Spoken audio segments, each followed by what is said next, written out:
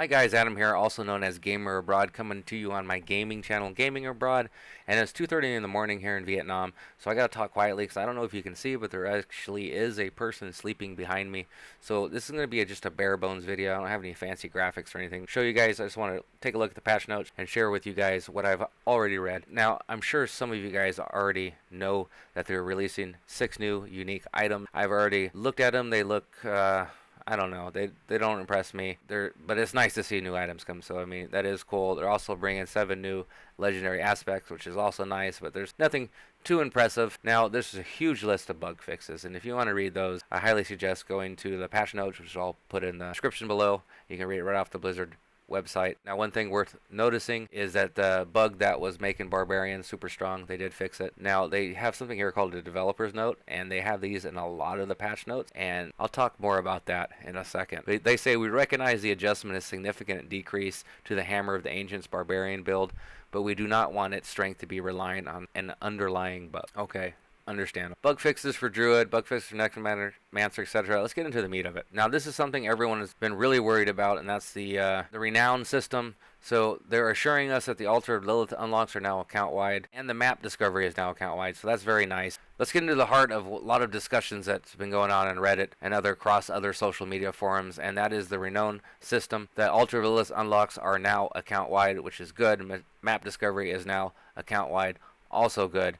Now, this is another thing, too. I played as a melee character, so they have reduced the tendency for many monsters to move around in combat, so that melee characters don't have to chase their enemies. So that is a refreshing breath of fresh air, so that is nice. That's very good to know. They made World Tier 2 stronger. By stronger, I mean they made it more rewarding, which is good, because as it stands right now, the current meta is just to do World Tier 1, because it's all about kills per click. So now they have a gold increase from 15% to 20%, and monsters now drop 15% more items, where before there was no increased item drop rate, and I myself thought that was ridiculous. You guys probably thought that too, because you guys remember from Diablo 3 that in Diablo 3, when you increase the difficulties, of course you would get more loot. So now you're getting more loot, so that's good. Developers note, we like where World Tier 2 has landed overall, but are increasing its reward pace to better align with its difficulty. Now, this is very, very interesting. A lot of people have talked about level scaling and how it's kind of artificially making the game too hard for them, and it's discouraging people from creating new builds. So what they're doing is they're having the monsters trail behind you at certain points now. Level scaling inside dungeons and most overworld territories have been adjusted in World Tiers 3 and 4.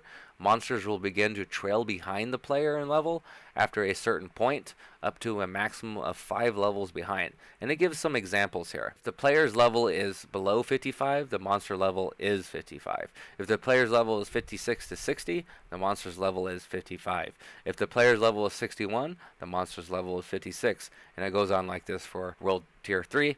World Tier 4, if the player level is below 75, the monster level is 75. So what that means is all monsters have a minimum level of 75 on World Tier 4 and a minimum level of 55 on World Tier 3. If the player is level 56 to 80, the monster is level 75, and it continues like that. Reward experience for completing Whispers of the World in Tiers 3 and Tier 4 has been significantly increased. That's kind of nice. That will encourage us to do a little bit more of the Whispers and make it a little bit more valuable. They have another developer's note here. We have observed that the experience bonus rewarded for killing higher level monsters escalates too fast when compared to the relative challenge involved. We still want to reward players for taking on this challenge by encouraging them to participate in power leveling together instead of one player killing enemies while another player at the party waits at the dungeons. And so that was the developer's note for what I'm about to read you, and this is actually something I like a lot, and I like it because I don't like the option to power level to be there, because then I feel like it's necessary for me to do it or I'm missing out. So I'm really glad they made this change, and it makes us play the game how they intended it. You guys can give me your opinion on that. I mean, I hate to like poop on people's way of playing. I remember playing in Diablo 3 many times where I would make a new character late in the season, a second character or a third character for that season, and then power level that character or have it power leveled by my friend. Anyways, preseason, for killing monsters 1 level higher, you'd get plus 15%, 2 levels higher, 20%, 3 levels higher, 25%. Now, postseason, it's 1.5 bonus per level up to 10 levels. Example, this is the reason I start talking about power leveling. The reason why they're doing this, they give you an example. You are level 1. Your friends bring you to World Tier 4 and leave you at the entrance to the dungeon. They start killing level 100 monsters. Prior to Season of the Malignant, you get level 100 monsters XP time 1 plus 25%. Now you will get level 11 monster XP 1 plus 15%. So they completely killed power level. Now here's another developer's note, and you're going to see these a lot in the patch notes. What's Blizzard starting to do now, and I don't know. I'm very disappointed that they're kowtowing in their mannerism. I just feel like they're just trying to appease everyone when they should, in my opinion, take a firm stance. It's their game. They should have control over it, and they shouldn't be apologetic to the player base and trying to explain things or why they're doing this and why they're doing that in such a... So here's a note on Helltide. We're looking to increase the danger in Helltide's risk-reward gameplay by making the monsters a bit more challenging and the Tortured Gift of Mysteries harder to open. Helltide monsters are now 3 levels higher than the player instead of 2. The Tortured Gift of Mysteries chest has its cost increased from 250 from 175. Now, okay, well, let me address that real quick. That's not that big of a deal to me because we all know where those chests are at, right? You guys all use the interactive maps online where people vote on the locations of where the treasure chest is at. If not, yeah, I'm pretty sure you guys Google it. It might be like helltides.com or something like that. And all interactable objects in Helltide zones have a small chance of dropping cinders. I like smashing things around me. But that really could have gone without a developer's note. Just tell us what it is. Don't give us your reasoning. Just do it. And that's just my opinion. Maybe I'm kind of a hard ass. Now, as soon as we get into the class changes, we already hit with the longest developer's note yet. As our community continues to battle the burning hell, the builds emerging from new players have shocked and delighted us. Doesn't just sound ridiculous? We've chosen to focus Season of the Malignant's balance updates on clear itemization disparities over redesigns of class features. The class changes are largely focused on numeric increases to skill upgrades and legendary aspects that players haven't yet found compelling. Additionally, we're changing critical strike damage paragon glyphs to empower all damage instead of only core skills to enable more build strategy. There are also a few class stat decreases on sources which grant extreme amounts of damage, healing, or unstoppable. In general, we prefer build-specific changes to be bonuses instead of decrease, but we feel these changes are necessary for the overall health of the game. Diablo IV is a game that is constantly evolving through its season, and they're explaining themselves again. Thus, the adjustments we make will evolve with them, and they're reassuring us that they're open to changes in the future, which is good. They should be, but they don't need to tell us. We know that. Let's get into the Barbarian. The Barbarian is seeing buffs and increases all around. One thing that I did see as a nerf is power charge cooldown reduction is now capped to 3 targets for a max of 9 seconds of cooldown reduction. Other than that, everything's pretty heavily buffed. We all like to be stronger, right? Now I played a Druid during preseason, and Druid appears to be all around. Keyword appears to be. Take a quick look at Necromancer, and Necromancer, it looks like is getting a lot of damage increase all around. Also, enhanced blood lance damage reduction for piercing reduced from 15% to 10%. Slight nerf there. Looks like they made the minion builds better by making the minions just slightly stronger, which is good. Everyone loves a good minions build for Necromancer. Now you guys, I'm sure, didn't come here to watch me scroll through the patch notes for an hour, because that's how long it took me to read it. So I'm just trying to go through it quickly and give you guys my thoughts. If you want to check out the patch notes yourself, like I said earlier, I link them in the description below, and feel free to read them yourself. Small gesture of appreciation for me reading the patch notes and filtering out all the flack and just bringing you guys the nitty-gritty of what's important to us. I'd really appreciate it myself if you'd hit that subscribe button. And only take you a couple seconds, and it'd mean a lot to me because I'm almost at that 500 subscriber mark. Anyways, let's get back to it. Sorcerer buffs all around, so the Sorcerer has gotten stronger. So if we look at this, it looks like everybody just got a crap load stronger, but you'd be fooled to think that. Let's continue. Okay, so they made Butcher's Cleaver a little bit more powerful. That's good. The Butcher is a hard monster to kill, especially early on, so his weapon should be a little bit more powerful. Now let's get into item affixes, and it already starts with another explanation from the developers. Many affixes are too efficient and are outshining alternatives. We're looking to refine the outliner, improve the number of meaningful choices on competitive slot, and increase the overall flexibility of items. We know these changes will reduce the total amount of possible power a character can possess, so we'll be monitoring these changes to affect players' ability to conquer expected milestones throughout the season. Now this is just a brief overview of they're adding different effects on different pieces of armor. Now let's get to this developer's note. The core stat bonus on the weapons has been overperforming, so we're pulling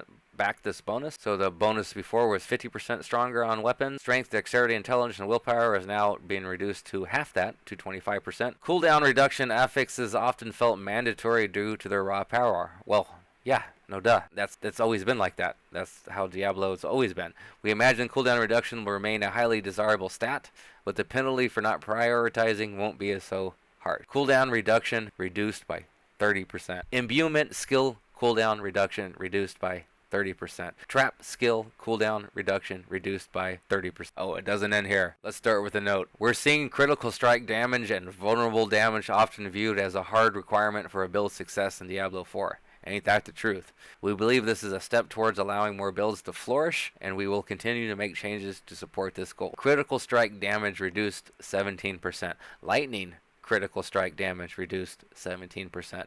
Hello, druids. Critical strike damage with bone, earth, imbued, and werewolf skills reduced by 17%. Hi, druids again. Vulnerable damage reduced by 40%. Developers note.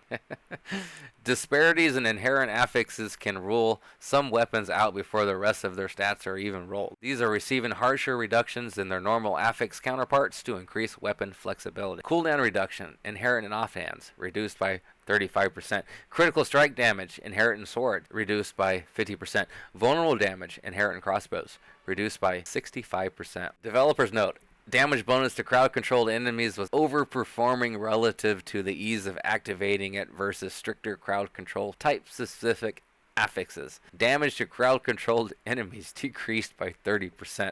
Damage to frozen enemies increased. You didn't hear that wrong. Increased. It went up 20%. Hello, Druid. Again, Druid. That's a hard Druid nerf. And what seems to be a sorcerer buff right there.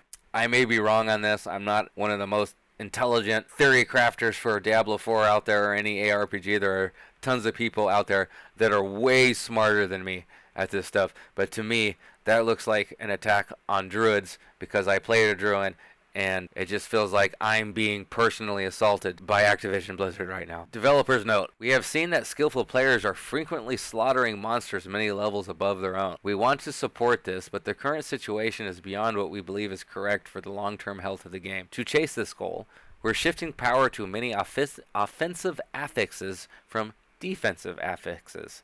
We know this will make our in-game content more deadly, particularly for those chasing our pinnacle boss, an encounter not meant for the faint of heart, an encounter that gives you no rewards. Oh wait, I didn't say that. That was myself taking over. Sorry. Overcoming the pinnacle boss will take every ounce of your grit you can muster and all tools at your disposal. We will continue to evaluate feedback from the community and make changes to our combat mechanics. So make a lot of noise and Blizzard shall listen, kowtow to the noisemaker. Is that a good thing or a bad thing? I don't know. I remember the days of the early World of Warcraft where the Blizzard devs didn't listen to anybody, and then later on they started listening, and there seems to be some correlation between when the game was good and when it got bad. So I mean, I don't know how much devs should listen. I think they should listen a little bit, but it's at the end of the day their game. We pay money to play their game, and if we don't want to play the game, there's many other options to make the game and their vision show their talent and their skill for making a optimized and as close as good as they can get it without trying to kowtow to everybody. It's just my opinion. A lot of increases. Physical damage, fire damage, cold damage, lightning damage, poison damage, shadow damage, non-physical damage. This affects all classes. Two-handed, shadow damage over time, damage dual-wielded, a lot of increase here. And we'll get down here to the bottom. Total armor reduced by 25% in werebear form. Total armor in werewolf form reduced by 25%. Damage reduction from close enemies reduced by 20%. Damage reduction from distant enemies reduced by 20%. Damage reduction for enemies that are bleeding. So a lot of the enemies are now going to be deadlier in a sense, but they're also going to be a few levels weaker than us. And Blizzard's way to making higher level monsters more difficult to us was just by giving us straight nerfs to our abilities and buffs to their attacks against us and vice versa to make them feel harder. So I think this just kind of just balances out, because if the enemies are going to be 5 levels behind us, they're going to be hitting like wet noodles anyway. So I don't think that makes a big deal. One thing worth pointing out is total armor reduced by 30%. That's a huge reduction. But guys, you guys all know that armor is really, really OP'd. And as you saw previously in the patch notes, they did mention that they're adding a resistance to all elements. More weapons right here. Resistance to all elements can now appear on shields. So the balance between elemental resistances and armor was way off. It actually made more sense to stack on your armor and completely ignore elemental resistances. It's not like Path of Exile where elemental resistance are what kept us alive. So hopefully that's a step in the direction of fixing how OP armor is. Anyways, that's just one man's opinions. And like I said, there's a lot of way smarter people out there that play ARPGs and Diablo 4 in general that can actually probably explained to you this better and what this means better than I did. But I just wanted to sit here and share this with you guys as I read the patch notes, because I'm excited for Season 1. I can't wait to get in there and play. And hopefully you guys are the same way. If not, let me know in the comments. Let me know also what you guys think. Also, I know my videos are crap, but I work full-time, just like you guys. I'm living in Vietnam. You know, we all got things to do. I would really, really appreciate it if you guys took a second of your time. It's an absolutely free gesture that would actually mean a lot to me if you guys would hit that subscribe button. I'm so close to 500 subscribers. That would be a huge milestone for me on my gaming channel, and I would appreciate it a lot. Until next time, take care.